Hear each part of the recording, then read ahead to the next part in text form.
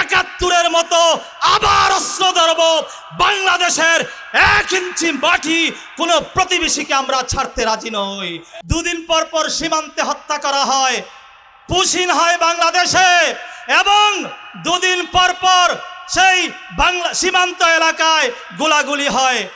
আমি এই সরকারকে পরিষ্কার বলতে চাই, বাংলাদেশের মানুষ রক্ত দিয়ে হলো বাংলাদেশের 1 ইঞ্চি মাটি রক্ষা করবে ইনশাআল্লাহ। আমি জোর দাবি জানাতে চাই, আপনারা যদি সামরিক বাহিনী দিয়ে এদেশের সীমানা রক্ষা করতে ব্যর্থ হন, প্রয়োজনে প্রত্যেক শিক্ষা প্রতিষ্ঠানে ছাত্র ছাত্রীদেরকে সামরিক প্রশিক্ষণ দেওয়া হোক।